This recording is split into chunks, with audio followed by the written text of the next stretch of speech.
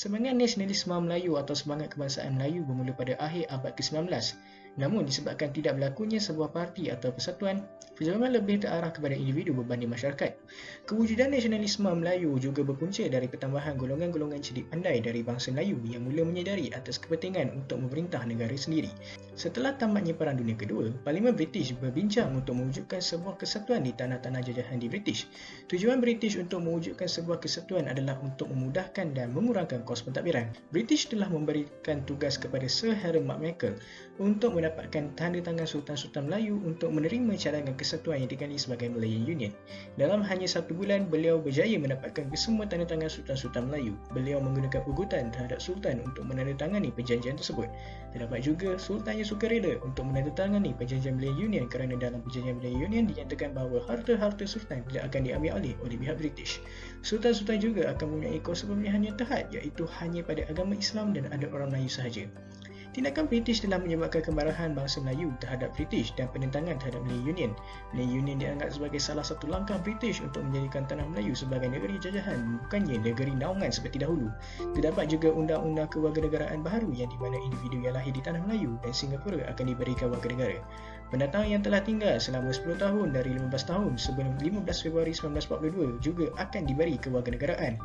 Oleh disebabkan tindakan British yang telah menggugat ketuanan Melayu, 41 persatuan-persatuan Melayu telah mengadakan Kongres Mesyuarat bersama-sama di Klub Sultan Sulaiman, Kampung Baru, Kuala Lumpur. Di dalam kongres tersebut, persatuan-persatuan Melayu berpendapat bahawa mereka perlu bersatu dalam satu persatuan yang dinamakan Pertubuhan Kebangsaan Melayu Bersatu, UMNO. Mereka juga bersependapat untuk menentang pembentukan Malayan Union. Keputusan Kongres tersebut dilaksanakan dengan sebuah perhimpunan di Istana Besar Johor pada 11 Mei dan 12 Mei 1942. 11 Mei menyaksikan pembubaran Kongres Semelaya dan digantikan oleh UMNO yang telah ditubuhkan dan mengambil alih peranan untuk menentang Malayan Union. Pada 12 Mei, Wan Jaafar telah dilantik sebagai Yang di-Pertua UMNO yang pertama berikutan keputusan dari Mesyuarat Agung yang pertama.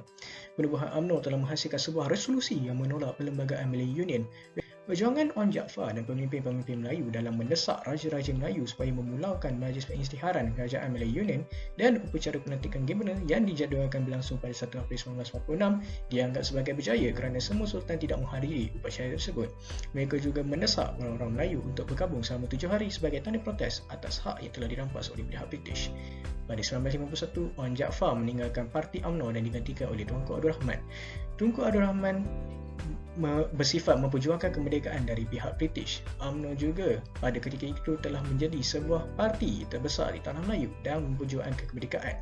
Demi memperjuangkan kemerdekaan, UMNO bekerjasama dengan MCA dan MIC untuk menubuhkan satu parti yang memperjuangkan kemerdekaan yang dikenali sebagai Parti Perikatan. Pada 31 Julai 1957, Parlimen British meluluskan Akta Kemerdekaan Persekutuan Tanah Melayu 1957. Akta tersebut menyatakan bahawa Tanah Melayu akan merdeka dari pemerintahan British pada 31 Ogos 1957. UMNO akan menjadi parti politik yang menerajui kepimpinan kerajaan bersama MCA dan MIC. UMNO akan menjadi kerajaan yang dipilih rakyat selama 61 tahun sehingga pilihan raya umum yang ke-14 yang menyaksikan kekalahan UMNO disebabkan oleh kecelaruan dan salah guna kuasa di dalam parti.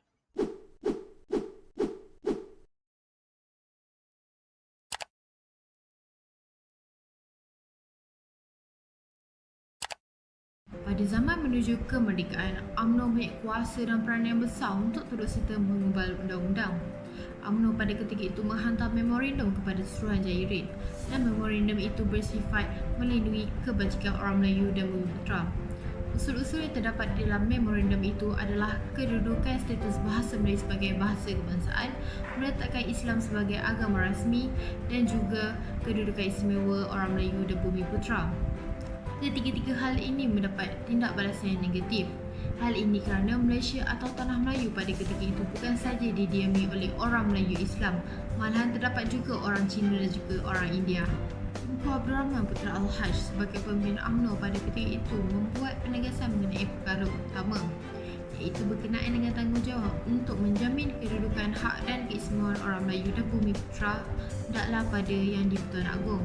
Islam menjadi agama rasmi dan ditulis dalam perlembagaan baru. Bahasa Melayu menjadi satu-satunya bahasa kebangsaan dan bahasa rasmi, walaupun bahasa Inggeris akan terus digunakan selama 10 tahun. Akhirnya, usul-usul ini telah dibincang dan diterima oleh Suruhanjaya Red dan Raja-Raja Melayu dan termaktublah usul-usul ini dalam Perlembagaan Persekutuan.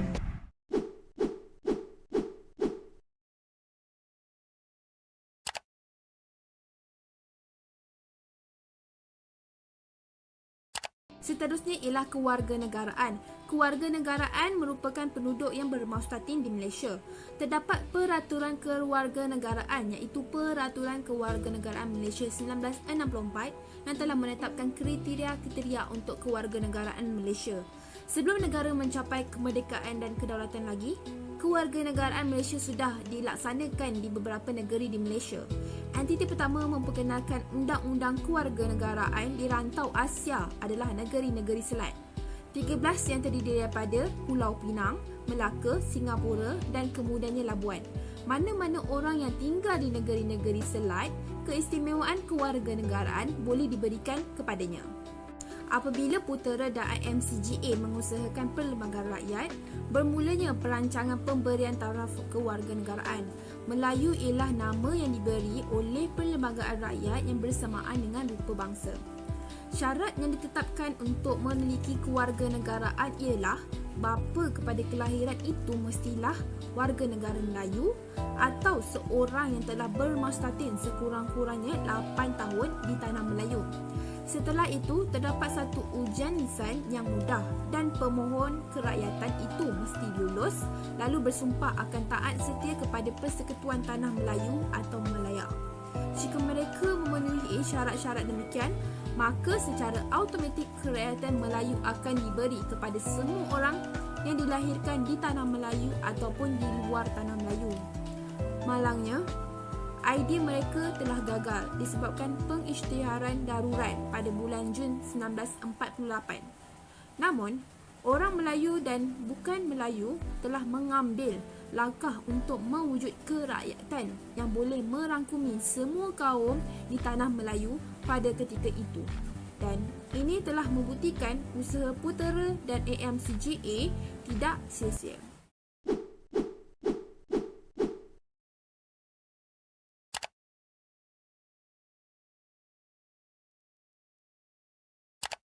Membuat pengenalan loteri yang pada permulaannya bercadang untuk menganjurkan loteri disuarakan oleh Haji Rajab Kedah pada September 1946 yang mewakili Kesatuan Melayu Kedah. Terdapat kajian awal berkenaan loteri UMNO Malaya yang dilancarkan sebelum kemerdekaan di Tanah Melayu. Tujuan penubuhan loteri UMNO Malaya kerana kepentingannya kepada perjuangan UMNO dalam memperbaiki keadaan kewangan masyarakat Melayu pada tahun 1940 hingga 1960.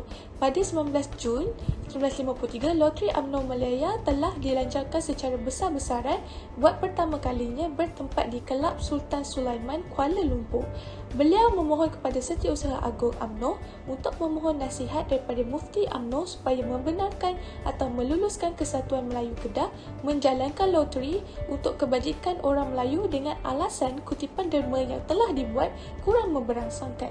Tambahan pula, loteri ini perlu diadakan kerana suasana pada ketika itu, keadaan ekonomi orang Melayu sangat teruk jika dibandingkan dengan ekonomi bangsa-bangsa lain walaupun terdapat ulama yang menentang cadangan untuk membuat loteri.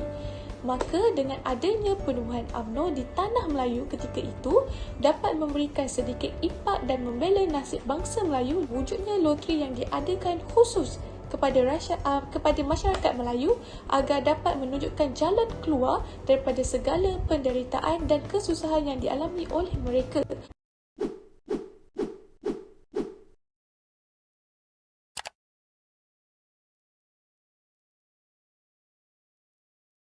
Antara krisis yang berlaku pada UMNO sehingga ia pernah diharamkan ialah watak-watak seperti Tun Dr. Mahathir, Datuk Seri Anwar Ibrahim, Tengku Razali Hamzah dan ahli politik yang terlibat adalah Tun Musa Hitam, Tun Abdul Ghaffar Baba dan Tun Abdullah Haji Ahmad Badawi. Kisahnya bermula apabila tiga ahli politik ini mula menyertai UMNO dan kerajaan semasa pemerintahan Tun Abdul Razak. Tun Dr. Mahathir dan Tun Musa Hitam merupakan dua insan yang dipecat dalam UMNO semasa Tunku Abdul Rahman menjadi Presiden UMNO.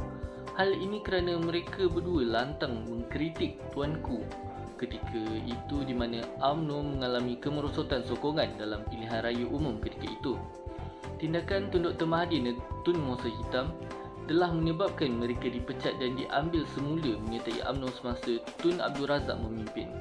Bukan sekadar masuk semata-mata, namun lebih mengejutkan, mereka berjaya menempatkan diri dalam pucuk pimpinan parti.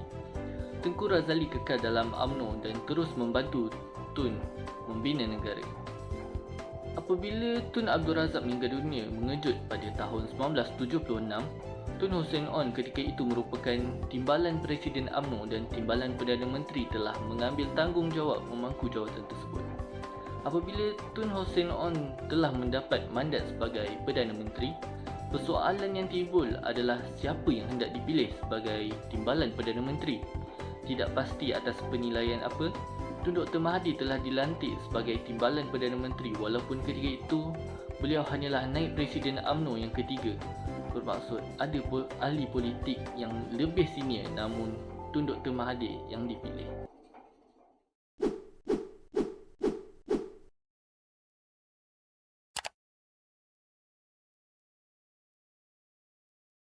Setelah apa yang dibincangkan mengenai penubuhan UMNO dan perjalanan parti tersebut, maka boleh disimpulkan bahawa terbuktinya UMNO merupakan parti tertua di Malaysia atau dahulu dikenali sebagai Tanah Melayu. Parti UMNO telah memberikan banyak sumbangan daripada dahulu sehingga ke hari ini. Sumbangan UMNO tidaklah terhad hanya dalam satu sektor. Malahan, UMNO juga memberi sumbangan dari segi politik, ekonomi dan juga sosial. Namun, UMNO lebih tertumpu untuk membantu golongan orang Melayu supaya orang Melayu tidak ditindas oleh bangsa lain dan Malaysia yang dahulu sepenuhnya milik orang Melayu tidak dikawal oleh bangsa lain. UMNO berjaya menumpaskan Malayan Union bersama-sama orang Melayu.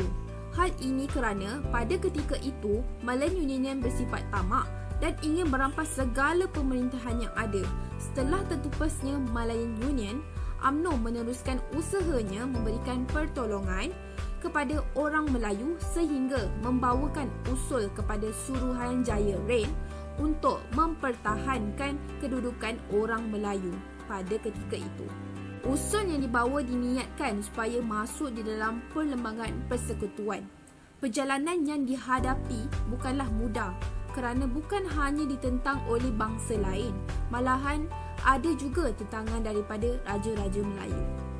Setelah berjaya memaktubkan usul tersebut di dalam perlembagaan persekutuan, kedudukan orang Melayu kini jelas menunjukkan tanah Melayu pada suatu ketika dahulu dimiliki oleh orang Melayu sepenuhnya.